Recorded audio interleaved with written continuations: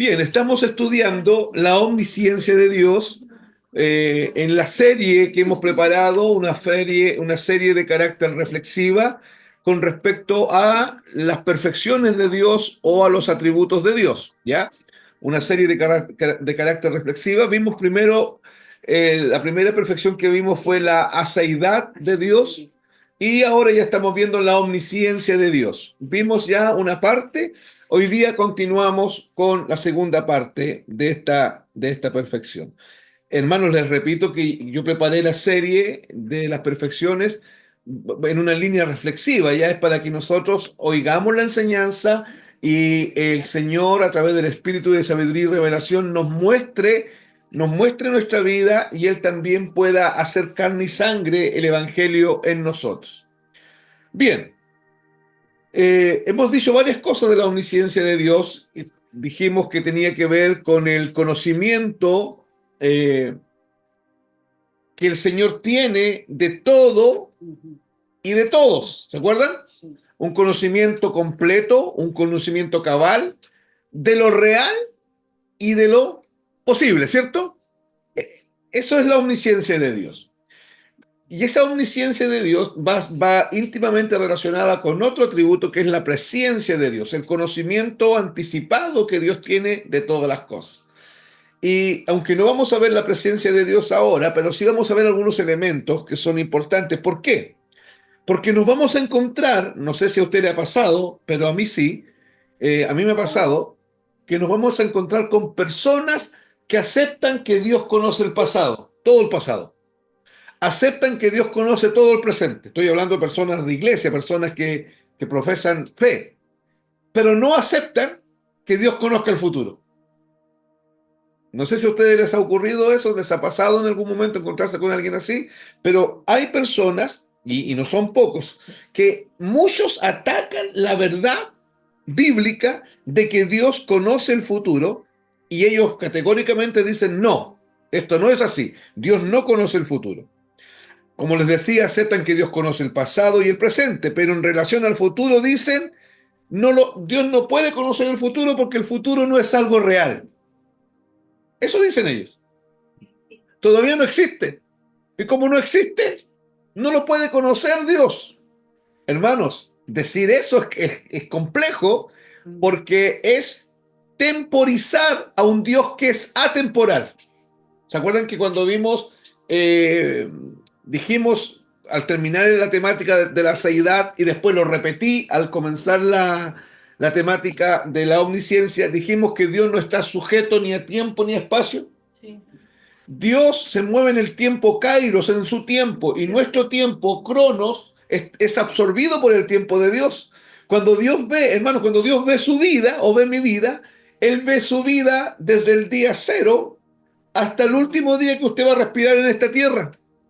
Y Él tiene conocimiento completo de todo. Entonces, atreverse a decir que Dios no conoce el futuro porque el futuro no es real, no es posible, eh, hermanos, es complejo. ¿Por qué es complejo?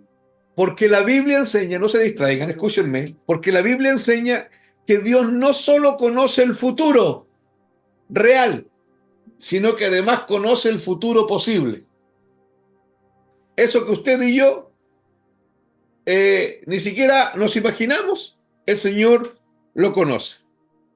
A ver, vamos a ver algunas profecías del Antiguo Testamento y algunas profecías del Nuevo Testamento, pero muchas profecías del Antiguo Testamento que tuvieron cumplimiento en el Nuevo Testamento y que de alguna forma nos vienen a confirmar que Dios conoce el futuro.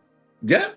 Hay profecías en el Antiguo Testamento que Dios manifestó a través de los profetas, donde Él fue sumamente preciso en lo que señaló, sumamente preciso. Y vamos a ver eso porque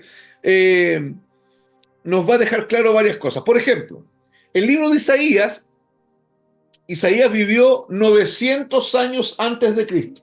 900 años antes de Cristo. Casi un milenio. Un milenio antes es imposible que alguien sepa, hermanos, lo que va a suceder. ¿Estamos de acuerdo? Sí. Es imposible que alguien pueda vaticinar 900 años algo con tanta precisión con respecto a un tema. Y mire lo que profetiza Isaías con respecto a Cristo, a cómo iba a ser crucificado Cristo. Y él comenta lo siguiente, quiero que vayan conmigo a, a ellos, capítulo 2, versículo 23. ¿Por qué? ¿Por qué vamos a ir ahí? Porque el apóstol Pedro, en Hechos 2, 23, él justamente, él hace manifestación de algo que estaba ya predeterminado. Hechos 2, 23, lo voy a leer.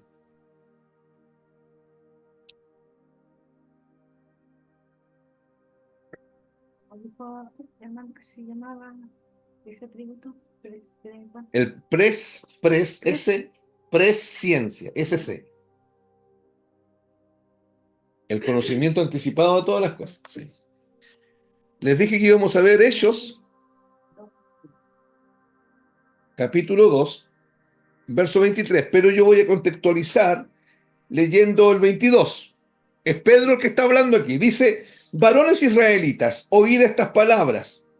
Jesús Nazareno, varón aprobado por Dios entre vosotros con las maravillas, prodigios y señales que Dios hizo entre vosotros por medio de él, como vosotros mismos sabéis. Mire, le dice, como vosotros mismos sabéis, a a Jesús, entregado por el determinado consejo y anticipado conocimiento de Dios. O sea, está diciendo Pedro que los israelitas saben, y lo saben a raíz de que está escrito en el libro de Isaías, ¿ya?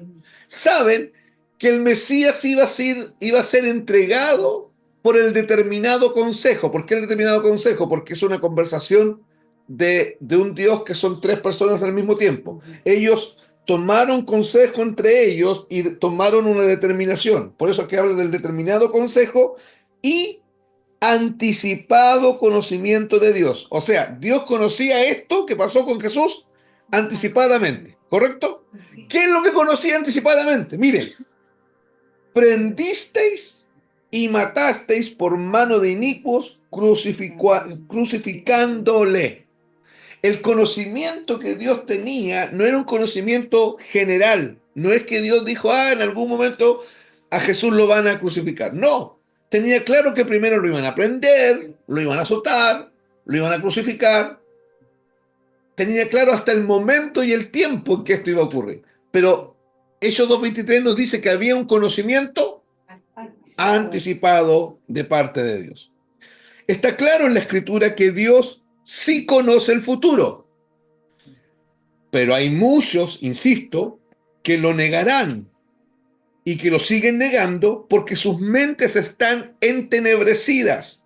Y ellos, lamentablemente, usan un versículo en particular para negar que nuestro Dios sabe el futuro nuestro. ¿Ya? Usan un versículo. La gente que... ¿Quiénes usan ese versículo? Los que dicen Dios no conoce el futuro. Ay, pero ¿Ya? hay un nombre para ellos. ¿Ah? No hay alguna corriente. No, no, no. No es gente que ellos vienen y se afirman en ese versículo y vienen y dicen, no, Dios conoce el pasado de todos nosotros, conoce el presente, pero no puede conocer el futuro porque el futuro no es real, no existe, no es posible. Y el texto que usan, hermanos, es Génesis 22, 12.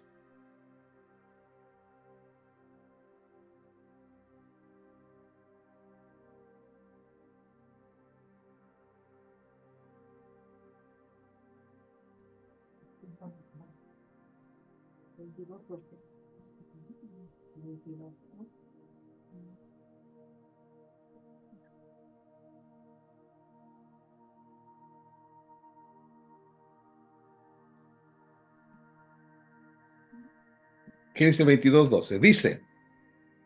Dice, y dijo, esto está en un contexto, ¿ya? Pero dice, y dijo, no extiendas tu mano sobre el muchacho, ni le hagas nada, porque ya conozco que temes a Dios, por cuanto no me rehusaste tu tu único. El contexto de este texto, el contexto acá, es cuando Abraham está sacrificando a su hijo Isaac. ¿Se acuerdan? Ya. Lo está sacrificando sobre el altar y en el momento de que Abraham alza su mano para matarlo, aparece el ángel de Dios diciendo, no, detente. ¿Se acuerdan? No, detente. Ya conozco.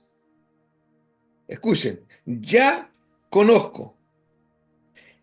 Esa expresión, ya conozco, es la que esta gente usa para decir, o en esto se basan para decir, que Dios no supo lo que Abraham iba a hacer hasta en el momento en que lo hace.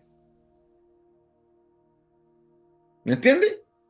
Ese ya conozco, ellos ahora conozco, lo interpretan así. Ahora que quitaste tu mano, como que ahora me doy cuenta. Pero el ya conozco, en el lenguaje hebreo es un pretérito indefinido. Ya es un pasado perfecto que se conoce, que se sabe. No es ahora conozco. ¿Ya?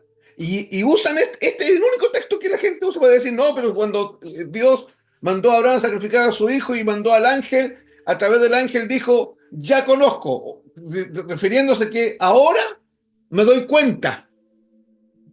Y no, hermanos, ese ya conozco es yo en mi conocimiento anticipado que tengo de las cosas, sé cómo esto va a ocurrir. ¿Se entiende?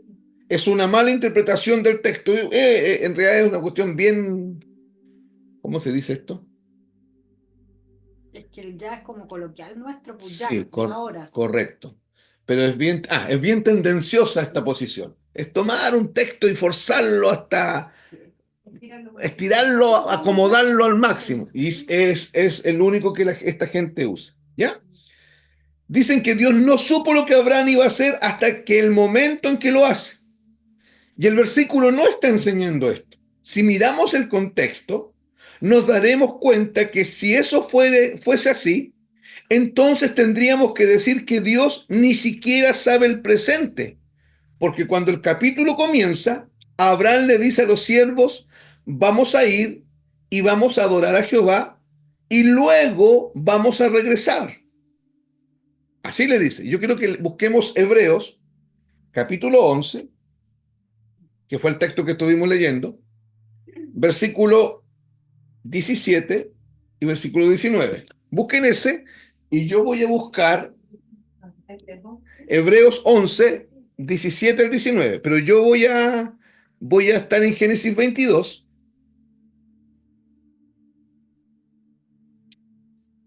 para leer cómo comienza el capítulo, ¿ya? Porque, insisto, esta gente que dice Dios no conoce el futuro, se basan en dos palabras de un versículo, pero ese versículo está en un contexto. ¿Estamos de acuerdo, hermanos? Sí. Ya, está en un contexto. Voy a leer yo Génesis 22. Ustedes están en hebreo, ¿cierto? Génesis 22, escuchen. Aconteció después de estas cosas que probó Dios a Abraham y le dijo, Abraham, y él respondió, heme aquí. Y dijo, toma ahora tu hijo, tu único, Isaac, a quien amas, y vete a tierra de Moriah y ofrécelo allí en holocausto sobre uno de los montes que yo te diré. Ahí está hablando el Señor con Abraham. Y Abraham se levantó muy de mañana y enalbardó su asno y tomó consigo dos siervos suyos y a Isaac, su hijo, y cortó leña para el holocausto y se levantó y fue al lugar que Dios le dijo. Ahí tenemos a Abraham obedeciendo el mandato del Señor, ¿de acuerdo? Verso 4. Al tercer día alzó Abraham sus ojos y vio el lugar de lejos. Entonces dijo Abraham a sus siervos, esperad, escuchen, esperad aquí con el asno, y yo y el muchacho iremos hasta allí, y adoraremos y volveremos a vosotros.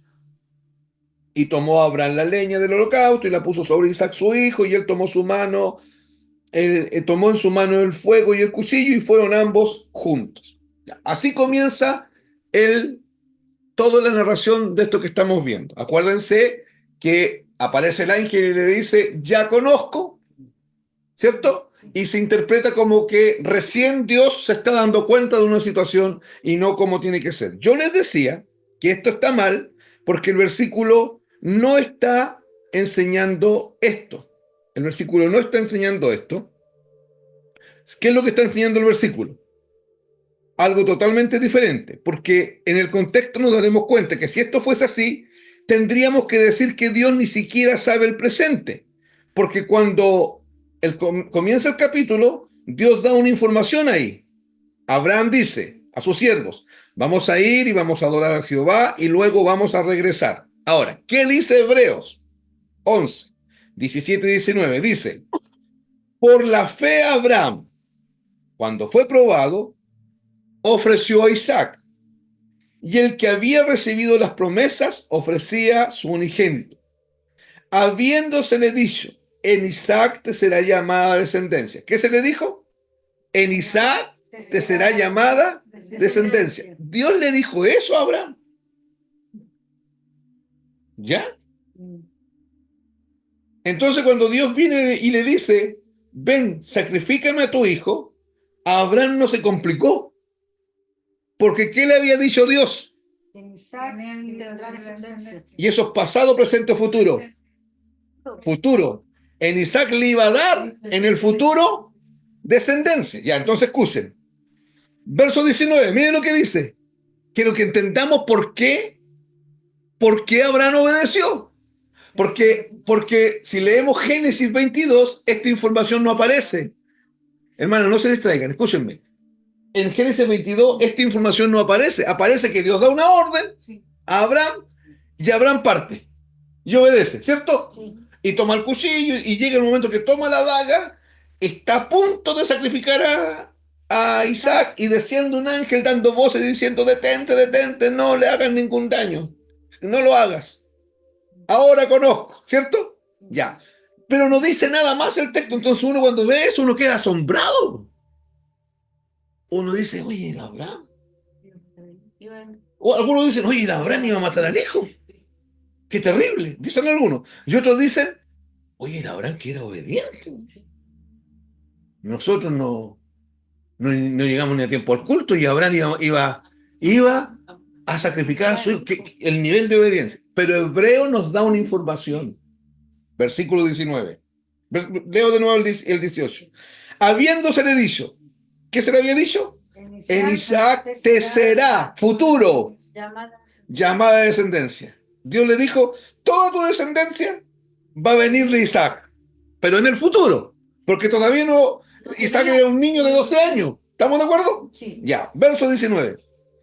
Pensando que Dios es poderoso para levantar aún de entre los muertos, de donde en sentido figurado también le volvió a recibir. Hermanos, Abraham sabía algo. Abraham no se complicó con el sacrificio de Isaac, porque sabía que Dios conocía el futuro de forma plena y cabal. Entonces, Dios ya le había dicho algo, que era categórico. ¿Qué es lo que le había dicho? Eso sí o sí iba a pasar. Entonces Abraham dijo, bueno, si lo voy a sacrificar, Dios lo va a hacer resucitar. Hermano, Abraham se afirmó en la omnisciencia de Dios para creer. Él no entró, pero Señor, si sacrifico a mi hijo, ¿dónde va a quedar la descendencia? ¿Me entienden? ¿Pero en qué se afirmó? En la promesa. En la promesa, pero ¿una promesa de qué? De que en la presencia de la futura. En la presencia. En el conocimiento anticipado de Dios, en el conocimiento del futuro. El Señor viene y le dice, esto va a ser así, tu hijo va a dar descendencia. Entonces el Señor dijo, bueno, si lo van a sacrificar, Abraham dijo, si lo van a sacrificar, lo va a levantar de los muertos, lo va a resucitar, porque ya su omnisciencia a mí me dijo que esta cuestión va a ser así. Hermano, esto es tremendo, ¿ah? Porque hermano, nosotros, ¿cómo sabemos que vamos a levantarnos de entre los muertos? Porque el Dios omnisciente lo dijo. Eso va a pasar. Hay que creerlo a ciegas, hermano. Eso, hermano, eso va a pasar. El Señor va a levantar a toda la iglesia de entre los muertos. Todos los que hayan fallecido van a ser levantados de entre los muertos. ¿Cómo creemos eso? ¿En qué nos afirmamos? En el conocimiento que tenemos de Dios. Y tenemos un conocimiento revelado de Dios que es un Dios omnisciente. Si Él lo prometió es porque Él ya vio eso. ¿Está entendiendo de qué estamos hablando? Cuando comenta esta situación, vemos que Abraham lo hace así porque en su mente estaba que él iba a sacrificar a Isaac y luego Dios lo iba a resucitar de entre los muertos. Entonces, si Dios no sabía lo que Abraham iba a hacer, ni siquiera sabe el presente. Pero Dios sabía lo que Abraham iba a hacer. ¿Me entiende? Y además sabía lo que iba a pasar con Isaac. Y Abraham no tenía idea de nada del futuro. Pero si el Dios omnisciente lo dijo, él lo creyó. Y nosotros tenemos problemas con cosas de nuestro futuro. ¿Sí o no? Hermanos, nos llenamos de incertidumbres. Las incertidumbres son la falta de conocimiento de lo que viene. Esa es la incertidumbre. El no entender lo que viene. Y hermano, la incertidumbre a veces nos agobia, nos deja sin dormir, nos atemoriza, porque parece que estamos en el aire, estamos en medio de la nada. Y el Dios que tenemos es un Dios omnisciente, que en la palabra, Él se atreve en varias ocasiones a hacer decretos categóricos del futuro de la iglesia. Por ejemplo, Él no le va a dar mayor carga de la que podemos llevar. Es una declaración en futuro. O sea, usted y yo no sabemos qué viene por delante para nuestra vida, ¿cierto? Ya, pero ¿qué sabemos? O sea, todo lo que nos pase, Lo podemos llevar. o sea, rendirnos, no, porque nada de lo que te vaya a pasar es para hundirnos. ¿Cómo lo sabemos? Porque si no su lo dice. promesa, ¿Y lo dice desde qué? desde su vivencia. Desde su, ¿cómo se llama eso? Desde su omnisciencia. Ok. En las escrituras no vamos a encontrar, perdón, en las escrituras nos vamos a encontrar con que a veces Dios hace algunas preguntas. Pero hace las preguntas no porque Él no sepa. Pero usted se va a encontrar en varios textos a Dios haciendo preguntas. Y eso a la gente que no conoce al Señor, inclusive gente de iglesia que no entiende, que no conoce el Evangelio, los desconcierta. ¿Por qué Dios está haciendo esta pregunta? Se parece que es un Dios limitado, parece que es un Dios que no sabe, porque hace preguntas. Hermanos, desde Génesis, el Señor le hace preguntas al hombre. Porque da la impresión que no sabe, pero las preguntas que hace no es porque Él no sabe, sino para provocar una respuesta de parte de alguien. Él hace una pregunta para provocar una respuesta a aquel a quien le hace la pregunta. No es porque Dios no conozca lo que está pasando. Dios hace preguntas para mostrar una realidad a aquel al que le está preguntando. A veces la pregunta es solamente para que el otro, el que está hablando con Dios, entienda, entre en conciencia de lo que está pasando realmente. Por ejemplo, en Edén, ¿se acuerdan? Adán pecó, Eva pecó, después Adán, y aparece Dios y le hace una pregunta a Adán. Adán, primero Adán, ¿dónde estás tú? Entonces, hermanos, en ningún momento Dios le perdió el rastro a Adán. Siempre supo dónde estaba Adán. La pregunta era más profunda. La pregunta tenía que ver con que Adán hiciera una reflexión profunda. Era como si Dios le dijese, Adán, estuvimos conversando un rato atrás y te dejé en la luz. Ahora, ¿dónde estás tú? Te dejé vivo en la luz. ¿Dónde estás tú ahora? En ningún momento la pregunta es por desconocimiento, ¿de acuerdo? Después le hace otra pregunta, ahí mismo en ese contexto. ¿Has comido del árbol que yo les dije que no comieran? Ya sabía. ¿Dios lo sabía o no? Sí. Ya. La pregunta es, date cuenta de lo que pasó, Adán. Porque aquí acabas de desobedecerme, acabas de cometer un error grave, acabas de morir, ya no estás vivo. Mi palabra se acaba de cumplir en ti. Yo te dije que si comías del árbol ciertamente morirías.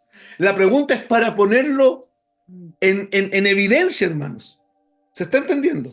Pero no es que Dios no sabía, Dios sabía, supo inmediatamente. Inmediatamente, porque además Dios tiene otro atributo que es la omnipresencia, que Él está en todos lados al mismo tiempo. Está sentado en su trono y estaba ahí al lado de Adán mientras Adán comía del fruto. Entonces Dios lo sabía. Dios también sabía esto. Cuando le preguntas, ¿has comido del árbol que yo te dije que no comieses? Dios lo sabía. Pero le hace estas preguntas a Adán y a Eva para que confiesen su pecado. No es porque Él no lo desconoce, es para que asuman su error, confiesen su pecado. Las preguntas se hicieron a causa de la conciencia de Adán, pero no por ignorancia de Dios. Y muchas preguntas que aparecen en la Biblia siempre son a causa de la conciencia del hombre con el que Dios está hablando. Pero hermanos, nunca, nunca, nunca estamos hablando de ignorancia de Dios. Dios no ignora absolutamente nada. Dios sabe el pasado, Dios conoce el presente, Dios conoce el futuro. Él conoce lo real y lo posible. Y hermanos, hay varios pasajes en las Escrituras donde Dios nos explica lo que hubiese pasado en una circunstancia diferente, porque delante cuando hablé de lo real y lo posible, la Sol hizo así un gesto como, ¿qué es eso lo posible? Una cosa es lo real, lo que vivimos, y lo otro es lo que hubiésemos vivido, que nunca lo vamos a ver nosotros.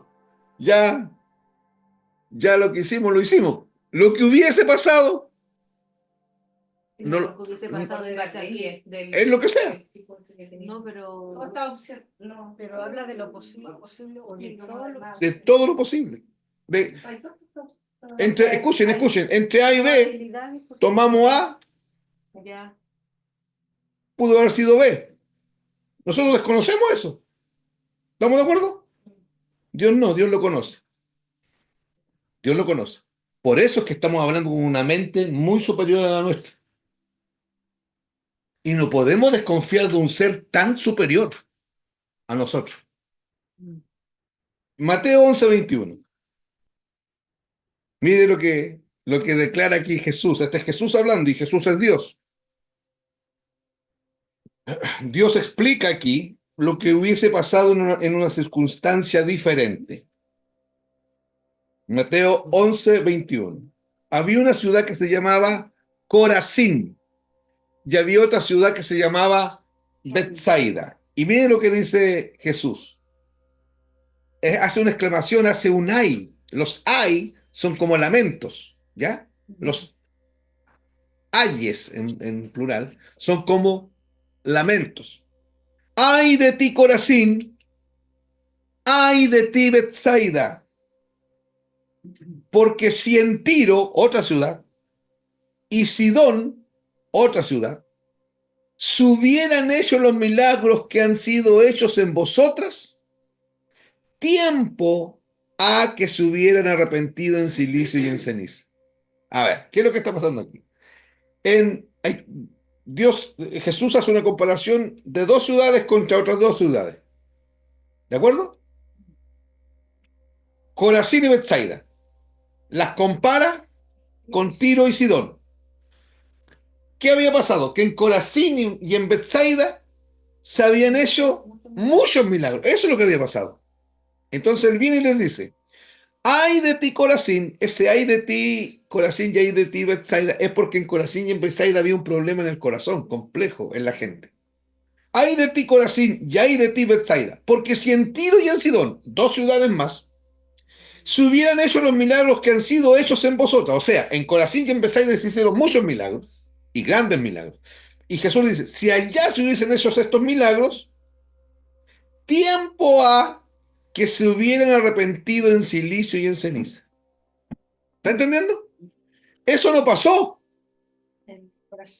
No se hicieron los milagros ni en Tiro ni en Sidón. ¿Se entiende, hermanos? No se hicieron los milagros ni en Tiro ni en Sidón.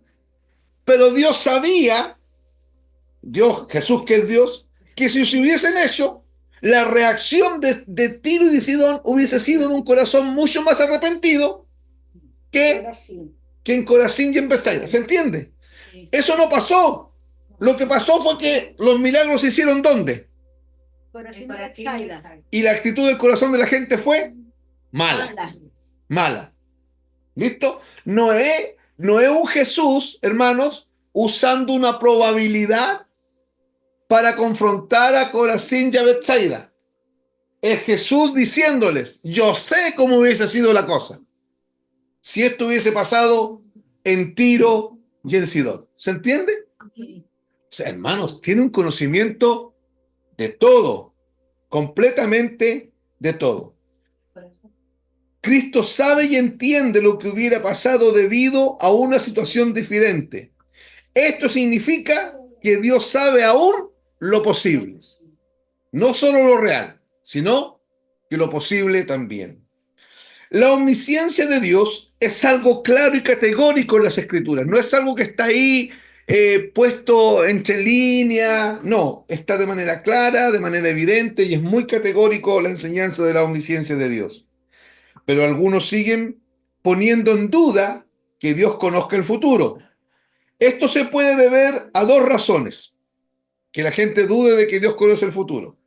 La primera es que si Dios sabe todo, esto limitaría, escuchen, el supuesto, comillas, supuesto libre albedrío de los hombres.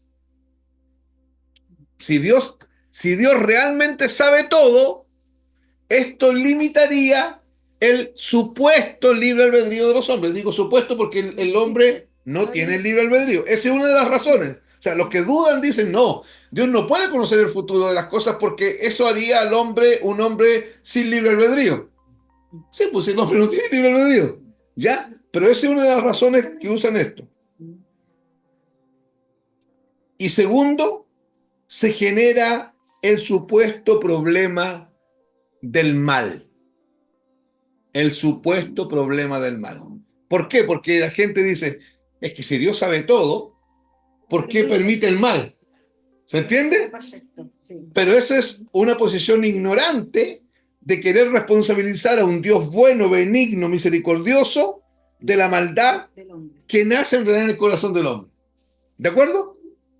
Hermanos, Sí. ¿me están entendiendo, no? No, lamentablemente, estas son las dos razones que ellos dan, pero estas dos razones están equivocadas. Una es porque el libre albedrío no existe y la supuesta manifestación del mal no es responsabilidad de Dios. Es un asunto del corazón del hombre. Veamos, si Dios sabe todas las cosas, la omnisciencia de Dios significa que el hombre no es totalmente libre. ¿Ya? Y esto es así. Porque la libertad del hombre está limitada por el Dios soberano. ¿De acuerdo? Está limitada ¿en qué contexto? En que no es que nosotros no podemos oponernos a Dios, porque la libertad bíblica es oponernos a Dios. Es una capacidad que Dios me da para obedecer a Dios siempre e inclusive oponerme a Dios, ¿ya? Pero Dios es el único ser que es totalmente libre de hacer cualquier cosa, porque nuestra libertad bíblica, hermanos, la libertad que Dios nos dio, es justamente para vivir en Él, en su voluntad. Porque en el momento que yo no hago su voluntad estando en la luz, acuérdense que inmediatamente hacemos la voluntad de Satanás. Dios dice, un ejemplo, Dios dice no mentirás. Y mientras usted y yo no mentimos, hacemos la voluntad de Dios. Pero si usted miente, no es que usted hace su voluntad. Usted inmediatamente cae en la seducción de Satanás, porque el que está diciendo siempre miente, es Satanás. ¿De acuerdo? El hombre hace un ejercicio de voluntad, pero en la práctica, el de la luz está capacitado para obedecer a Dios y el de tinieblas está siempre obligado a obedecer a Satanás a través de la naturaleza pecaminosa. No debemos olvidar que cuando Dios se revela a nosotros, Él lo hace de forma progresiva. Y acuérdense de otra cosa, la revelación de Cristo en nosotros es progresiva. No es que Dios viene y nos revela todo, pero de forma progresiva. La revelación siempre es progresiva. Y en ese proceso nos encontraremos con muchos misterios. Porque Dios, en su esencia como Dios, es inescrutable. O sea, es un Dios que aunque uno quiera escarbar y tratar de conocerlo, es un pozo sin fondo. Nosotros no vamos a poder conocer al Señor 100% en este planeta y vamos a pasar la eternidad conociendo al Dios infinito, al Dios eterno, al Dios inescrutable. Por eso, hermanos, nos vamos a encontrar en nuestro caminar cristiano con varios misterios que la respuesta nuestra no debería ser llenarnos de dudas. La respuesta nuestra debería ser adorarlo. Porque, hermano, pretender conocer todo lo de Dios es una presunción de nuestra parte. De hecho, Deuteronomio 29 dice, las cosas secretas le pertenecen a Dios. O sea, hay cosas que para nosotros son secretas, le pertenecen a Dios. Más las reveladas, o sea, hay cosas que para nosotros son reveladas. Son para nosotros y para nuestros hijos, dice la Biblia. Pero hay cosas secretas que en el caminar cristiano no vamos a tener una respuesta. Y van a ser misterios para nosotros, pero en la omnisciencia de Dios, Él sabe esas cosas secretas. ¿Se está entendiendo? Sí. Solo que no las va a revelar. Pero hermanos, ¿cuál tiene que ser nuestra? Porque yo veo de repente que hay gente que se encuentra con un misterio en la Biblia o con algo que es misterio, que es secreto dentro de lo que Dios nos muestra. Se confunden ¿y por qué? ¿Por qué si es imposible que mi mente finita tenga alcance al conocimiento total que tiene Dios? Es más, hermano, tenemos revelación de la redención, de la salvación, de las implicancias como la justificación, la regeneración, la adopción, la expiación, la propiciación. Tenemos revelación. Pero, ¿saben? Yo creo que, que tenemos muy poca revelación. Pero tenemos harta revelación. Pero si yo me he dado cuenta que en la medida que uno va avanzando, el Señor de repente viene y profundiza, y lo que yo conocía resultó ser nada frente a esto nuevo que el Señor viene y nos muestra. ¿Me están entendiendo lo que estoy tratando de explicar? Que yo no me puedo confundir frente a algo. Por ejemplo, Dios me dio una hija y a los 4 años me la quitó. No puedo confundirme, no puedo enojarme con Dios, no puedo entrar en un conflicto con Dios, con todo lo triste que eso sea, porque todo aquello que yo no alcanzo a entender, Él lo entiende perfectamente y sus movimientos son totalmente seguros. ¿Sí? ¿Y qué vamos a hacer frente a eso? Bíblicamente es afirmarnos en fe, lo mismo que hizo Abraham. Abraham no se complicó con el mandato de que Isaac fuese sacrificado, sino que se afirmó en el conocimiento que Dios tiene de todas las cosas y Dios ya le había dicho, en Isaac te será llamada descendencia. Dios dijo, bueno, Abraham dijo, bueno, Dios se las va a arreglar. Si Dios dijo que él me iba a dar descendencia en Isaac y él ahora quiere que muera, Por eso Hebreo dice, bueno, entonces mi mente me está haciendo entender, voy a pensar que eres poderoso para levantarlo aún de entre los muertos. O sea, resucitar. Sí. Me quedo dando vueltas lo de la libertad que mencionabas. Eh, entonces, bueno, como él es libre, él también podría oponerse a sí mismo, en el sentido de este Consejo Supremo, donde están, ¿cierto?, hablando cara a cara el Padre y el Espíritu Santo.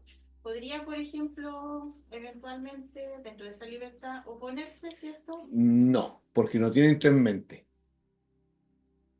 Ya. Son tres personas, pero tienen una mente, una voluntad, un sentir. No existe la posibilidad de que en algún momento tengan dos voluntades. O sea, la libertad de Dios, ¿en qué se...? Porque la libertad de nosotros es esa, que De podemos que hacer él, siempre su de voluntad. que él no depende absolutamente de nada. La libertad de Dios está ligada a la seidad de Dios, a su autoexistencia. En el caso nuestro, somos libres, pero somos libres en dependencia de él. No soy libre por mí mismo. Mi libertad depende absolutamente de él. Y en eso está limitada. Pero la libertad de Dios está ligada a su aseidad. Y acuérdate que la aseidad es la autoexistencia. Tienen una voluntad, un sentir, piensan lo mismo. O sea, jamás Dios, las tres personas que son Dios, entran en conflicto. Porque tienen la misma voluntad, el mismo sentir, la misma mente, la misma meta. Solamente que son tres personas que cohabitan, coexisten No podría juntas. llegar a conflictuarse como nosotras. No, jamás. O sea, dentro de uno mismo a veces uno piensa una cosa, pero o se boicotea a uno Sí, él mismo. no. Él no podría hacer Él eso. no. ¿Por qué? Su libertad no le da para eso. No, porque es una libertad que va ligada a la autoexistencia de él. Y Ya. acuérdate que la autoexistencia de él es que no depender de un tercero y autosostenerse solo. Entonces jamás va a equivocarse, como nosotros que de repente entramos en conflicto Sí. interno. ¿Cierto? Ahora, ¿somos libres? Sí, pero nuestra libertad está dada en dependencia de Dios. O sea, nosotros dejamos de depender de Dios y volvemos a la esclavitud. ¿Cierto? Ya. Que no es que, es que yo lo pensaba también, bueno, de esa forma, pero también que sus otros atributos hacían, se Tampoco. complementan de tal forma Exacto. que no No permiten se que esto contradicen, suceda. no se contradicen nada. Por eso es que en la cruz es la mejor expresión donde Martín Lutero dice, Vanessa, deja acordarme de la frase. Martín Lutero dice que en la cruz del Calvario brillaron todos los atributos de Dios. Ya, o sea, en la cruz es donde mejor se ven todos los atributos de Dios manifestados sin que ninguno de ellos fuese contradecido. El amor se manifestó, Sí, la justicia, sí, la misericordia, sí, la ira, sí, la benignidad, sí. el castigo, todo. Se manifestó todo, sin que ninguno de ellos fuese contradictorio a todo lo que estaba pasando, porque son perfecciones perfectamente amalgamadas y que hacen, la multitud de sus perfecciones hacen a un Dios totalmente perfecto. No falla ninguna de ellas. Y la cruz es la mejor manifestación de eso. Confiar en un ser así, un ser que dice yo voy a hacer esto contigo, cuando nosotros vemos que todo indica que no. Hermanos, todo indica que no. Y por eso es que el cristianismo enseña que nosotros andamos por fe y no por vista. ¿Fe en qué? En este Dios que conocemos. El problema quizás es, hermanos, que no lo conocemos tanto. Entonces las dudas que nos entran es porque no lo conocemos. ¿Le ha pasado a usted en sus trabajos, Yorkie, usted que trabaja con gente, Vanessa que trabajaste con gente, o en Paula que trabaja con colegas ahí, que uno cuando tiene pares, o varios pares haciendo un trabajo, o uno tiene los que tienen subalternos, que los que están arriba delegan funciones, ¿cierto? Y a veces entre los pares uno se delega también con otros ciertas funciones. Y a algunos no le delega ciertas cosas, ¿cierto? Sí, Y hay una razón, pues, no lo va a hacer. no las va a hacer. Pero a otro uno, Sirve. pero, Sirve. pero a otro uno les delega, ¿cierto? Ciertas cosas, les pide ciertas cosas, ¿cierto? Y uno tiene confianza absoluta, lo va a hacer. Esté yo o no esté yo, lo va a hacer. O uno dice, esta persona va a hacer lo que le pedí, tal cual, no va a hacer ni más ni menos. O uno puede confiar en otro y decirle 2, 3 puntos, y con esos 2, 3 puntos él va a desarrollar la idea que yo quiero porque yo sé, o sea, lo conozco tan bien que yo sé que así va a ser. ¿Le ha pasado, no? Sí. Ya. Nosotros llegamos a esas conclusiones por el conocimiento que tenemos de la gente.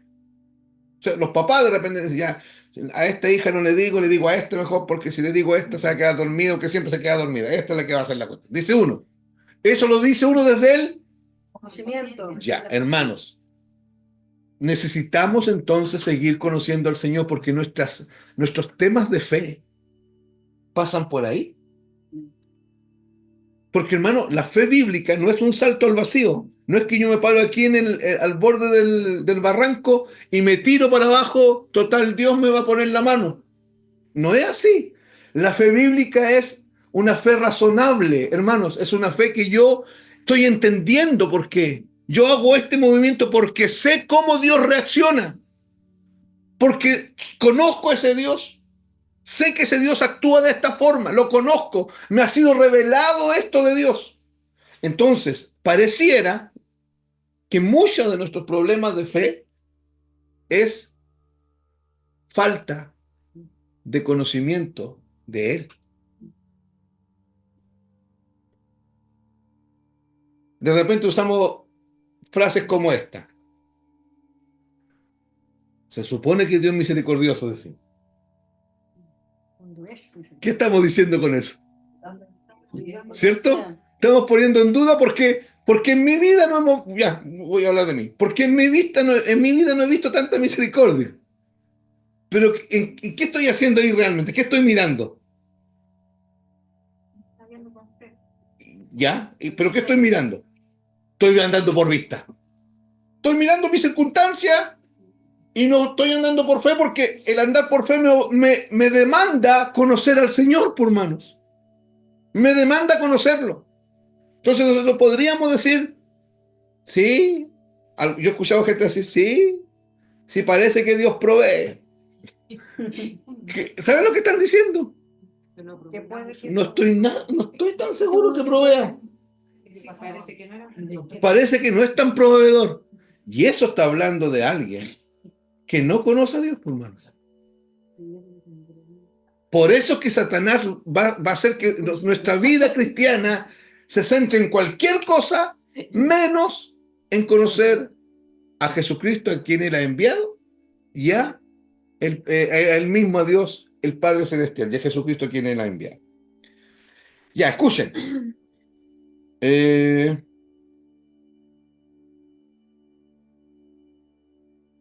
La omnisciencia de Dios genera lo que algunos dicen que es el problema del mal, de que Dios sabe el mal que te va a pasar mañana. Tiene el poder para detenerlo, pero no lo hace. Y esto hace que algunos piensen que Dios es culpable por el mal, cuando en realidad lo que ocurre es que cada vez que el hombre comete maldad, el hombre es el responsable de esa maldad. Así que Dios no es el culpable. Pensar esto no es correcto.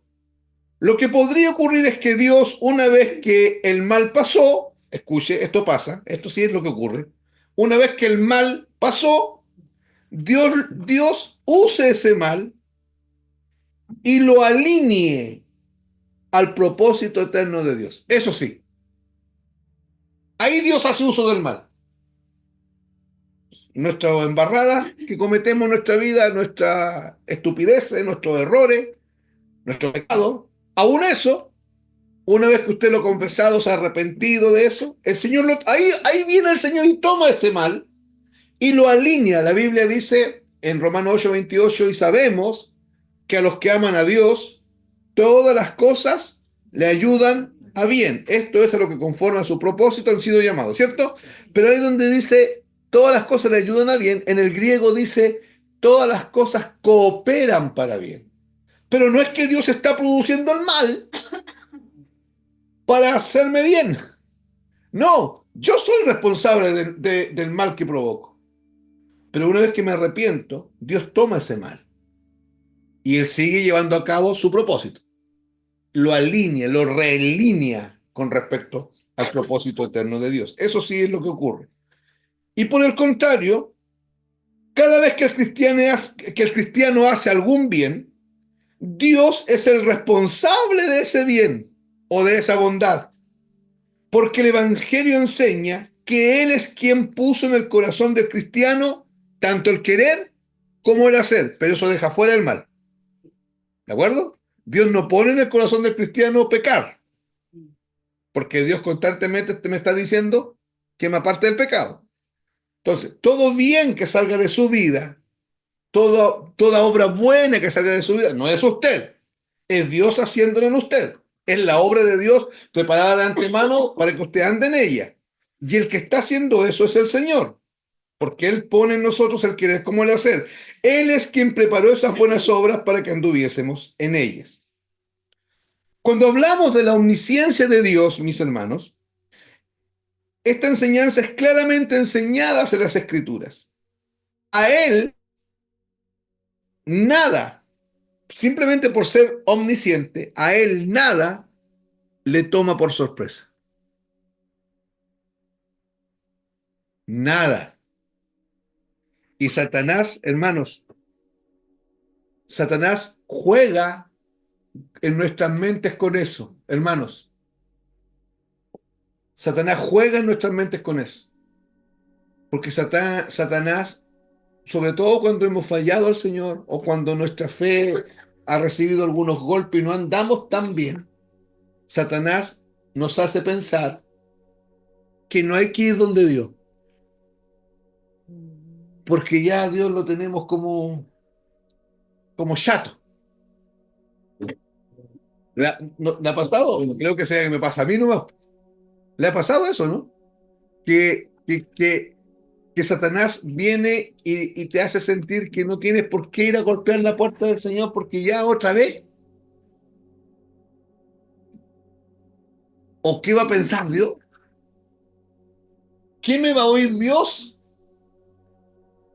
Hermanos, la omnisciencia de Dios hace que a él nada lo tome por sorpresa. Hermanos, a Él nada lo toma por sorpresa. ¿Se está entendiendo? No se lleva sorpresa con absolutamente nada. Escuche esto otro, con nadie.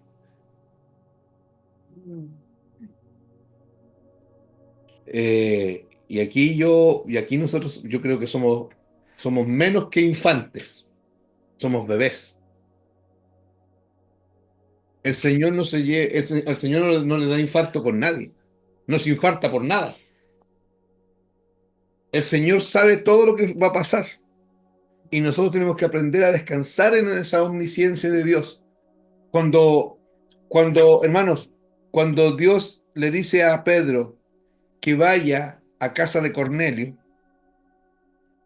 Cornelio, su argumento es que no, porque Cornelio le dice, perdón, Pedro, el argumento de Pedro es que él no va a ir, porque para él Cornelio era un romano, un gentil, por lo tanto era un inmundo.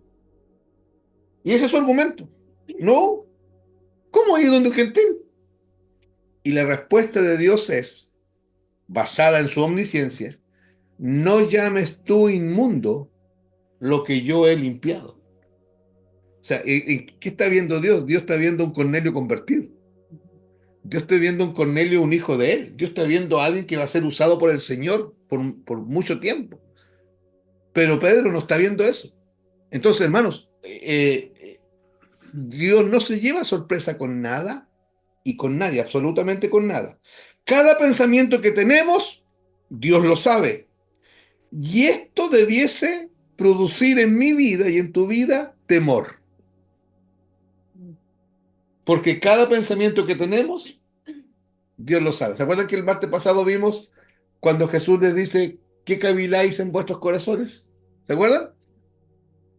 Imagínense que ahora Jesús apareciera aquí físicamente, o lo viésemos, y Él empezara a decirnos todo lo que estamos pensando. No, ¿sabe, hermano? No, no sé qué haríamos porque se supone que estamos en una reunión para el Señor, donde nuestras mentes debiesen estar centradas en Cristo.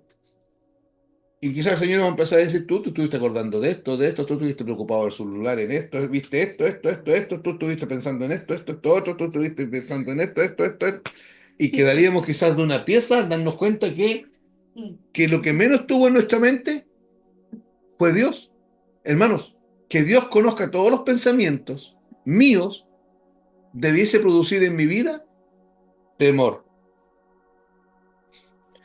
El hecho de que Dios sabe mis motivos son mis motivaciones, mis pensamientos y la intención de mi corazón, y también nos lleva a anhelar la transformación de nuestras vidas, pero también nos da paz, manifiesta la paz de Cristo en nosotros, manifiesta el consuelo de Cristo. No debemos tener temor de lo que nos va a pasar mañana. Él ha ordenado todo para nuestro bien, dice la Biblia.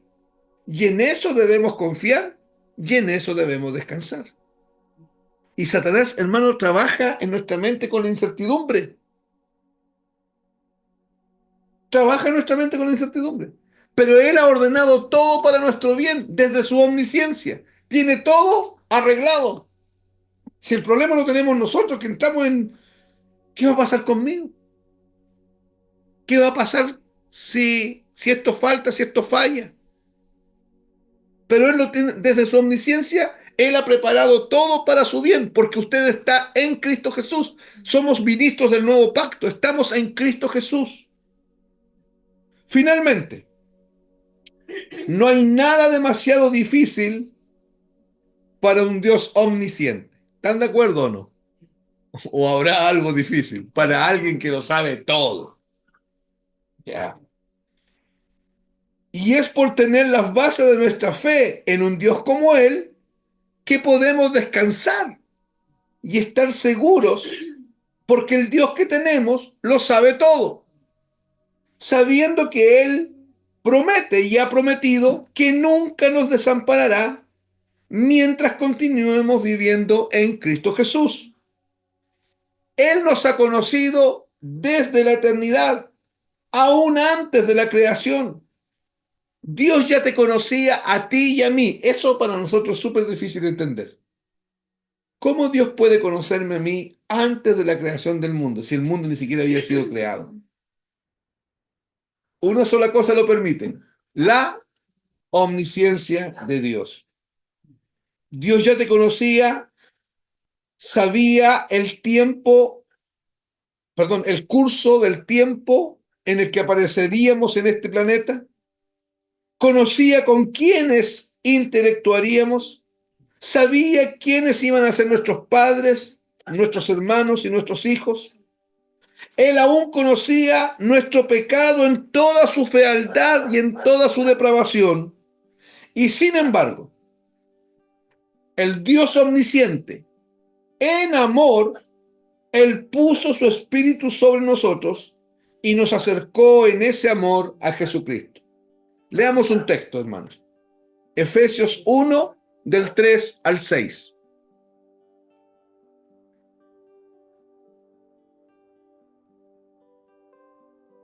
Este es el Dios omnisciente. Esto está escrito desde la omnisciencia de Dios. Efesios 1, del 3 al 6. Listo. Leo. ¿Lo tienen?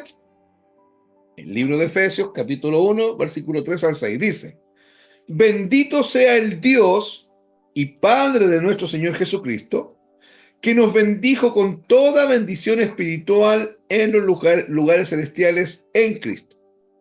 Según, o de acuerdo, según nos escogió en Él, en Cristo, ¿cierto? Antes de la fundación del mundo, para que fuésemos santos y sin manchas delante de Él. Aquí hay un misterio que yo quiero abrirle así un poquitito. Abro y cierro nomás, ¿ya? La iglesia existe desde antes de la eternidad, pero existe en la mente y en el corazón de Dios desde antes de la eternidad. ¿Ya?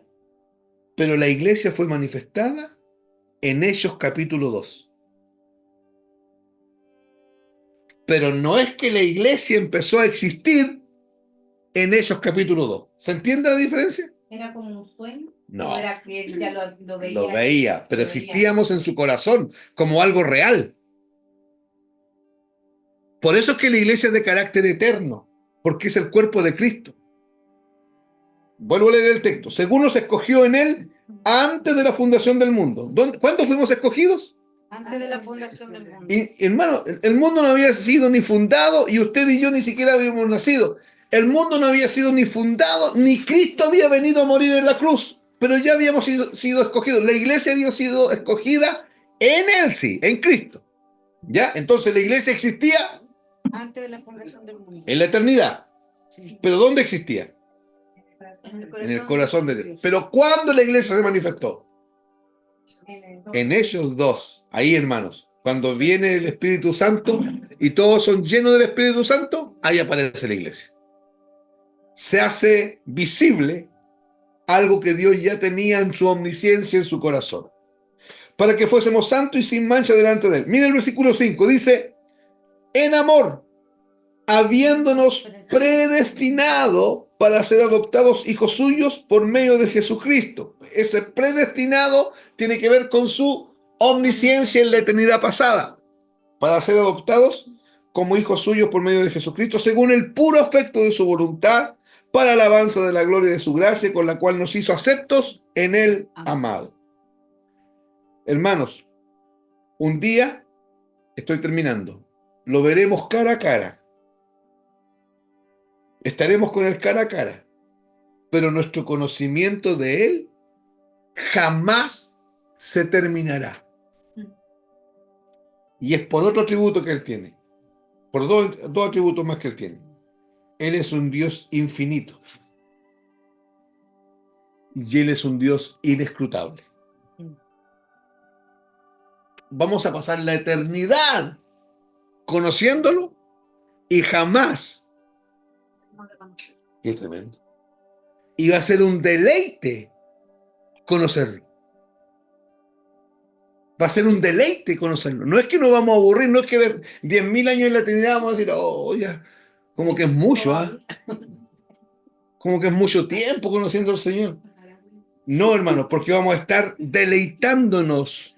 Ahora escuche, si hoy día, y esto es así, amados, para todos aquellos que hacer esto, porque esta es la forma más bíblica y más sencilla de conocer al Señor. Esto que es así, Biblia abierta, así como están ustedes, frente a la palabra que revela a Cristo por medio del Espíritu Santo, del Espíritu de sabiduría y revelación, lo estamos conociendo, ¿cierto? Si esto hoy día a mí no me deleita, yo jamás me va a deleitar esto en la eternidad. Por lo tanto, no voy a pasar la eternidad con él. Si esto a mí no me deleita. Amado, de verdad. Si la tibieza que yo tengo está siendo mayor que el deleite por conocerlo, yo no tengo que pensar en la eternidad. Porque yo no voy a tener vida eterna. ¿Estamos de acuerdo? Sí. Tengo vida eterna. Por lo tanto, mi vida eterna ya empezó. Yo ya tengo que estarme deleitando. Si hoy día es un problema deleitarme en conocerlo a él, es un absurdo pensar que yo voy a pasar la eternidad deleitándome en él. Un predicador dijo, si yo digo amar al gran Salvador y no leo el libro que habla del gran Salvador, no amo al gran Salvador. Así de simple. Si hoy día, hermanos, yo no me asombro, no sé si a usted le pasa cuando está leyendo la Biblia y de repente Dios le habla, si usted no le palpita el corazón, si usted no le dan ganas de decir un aleluya, si usted no se estremece con eso que está entendiendo, con eso, o cuando escucha la enseñanza, si a usted no le pasa nada, es porque no hay deleite en conocerlo a él. Eso significa que es una utopía, es una tontera, una estupidez pensar que yo voy a pasar la eternidad conociéndolo. ¿Por qué? Porque vamos a pasar la eternidad conociendo al Señor y jamás vamos a terminar de conocerlo. Y la razón principal es porque va a ser un deleite. No, no nos vamos a aburrir. Porque va a ser un deleite.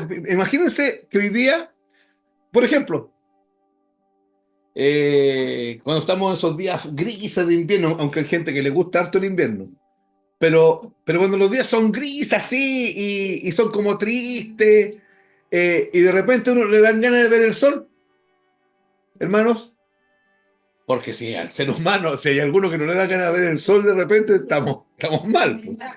¿Ya? ¿Que nos da ganas de ver el sol? De que ver que el sol le ilumine, que hayan rayos de sol. Ya, hermanos, miren, eso habla de una, porque es muy satisfactorio salir a la calle y ver iluminado, ¿cierto? Eso produce satisfacción. O cuando usted se levanta, ya ve las cortinas y entra el sol. Ya, amados, fíjense lo que dice la Biblia, que en la eternidad, escuchen esto, no habrá necesidad ni de la luz, ni del sol, ni del resplandor. ¿Por qué? Después dice, porque el Cordero mismo lo llenará todo. A eso me refiero con la satisfacción. No se va a necesitar, hermano, algunos dicen, te amo hasta el infinito y más allá. No hable más tonteras, porque usted se va a morir y se acabó ese amor al infinito. Porque si usted es cristiano, escúcheme bien, si usted es cristiano, usted en el infinito y más allá va a pasar adorando al Señor. No, ni se va a acordar de esa otra cosa que vivió con usted. Eso que usted tanto amaba, eso que usted tanto quería. ¿Me está escuchando? ¿Ya? Usted ni se va a acordar de esos hijos que tanto amaba, porque nuestro deleite va a ser el Señor. Cuando estoy diciendo no se va a acordar, no estoy diciendo que nos vamos a olvidar. Estoy hablando de la satisfacción. La satisfacción plena va a ser el Señor. Y los que estén en tinieblas no van a tener tiempo de echarle de menos a alguien. Porque el dolor va a ser tanto. El gemido, el crujir de dientes y el castigo de Jehová va a ser tanto que no va a haber deseo de acordarse de algo. Quizás lo único que va a sonar en la mente, en la retina de la mente de la gente, que una vez alguien les predicó a Cristo y lo rechazaron. Para los que se pierden. Pero nosotros, porque hermano, uno va, cuando muere la gente, cuando mueren cristianos, pastores herejes, se atreven a decirle, tranquila hermana, familia, a los deudos, tranquilo, ya van a volver a ver a la mamá. ¿Por qué eso es una herejía? Porque esa no es la consolación. Ver a la mamá, ver al hijo, ver al papá, ver al abuelito, ver a la esposa, esa no es nuestra consolación. Nuestra consolación es ver a Jesucristo. Así como a un cristiano se le dice, erguíos, levantad vuestra cabeza, porque nuestra redención está cerca. O sea, Cristo ya viene. Esa es la consolación nuestra. Si vamos a estar con la mamá que era cristiana, con el hijo que era cristiano, con el esposo que era cristiano, con el tío que era cristiano, gloria al Señor. Pero eso es intrascendente, porque allá tu hijo no va a ser tu hijo, va a ser tu hermano. Tu mamá no va a ser tu mamá, va a ser tu hermana. Tu abuelo no va a ser tu abuelo, va a ser tu hermano. El único que lo va a llenar todo y en todo es Cristo. Lo veremos cara a cara, pero nuestro conocimiento de Él jamás terminará. Nuestro asombro, nuestro amor y alabanza de Él continuará durante todos los milenios que vienen por delante. A Él solo adoraremos, a Él solo reconoceremos, exaltaremos su amor, su misericordia, su bondad, su benignidad, su longanimidad. Pasaremos la eternidad aprendiendo y apreciando más y más a nuestro Dios omnisciente. Cada día en la eternidad quedaremos apabullados, admirados, maravillados del Dios que nos llamó de las tinieblas a la luz.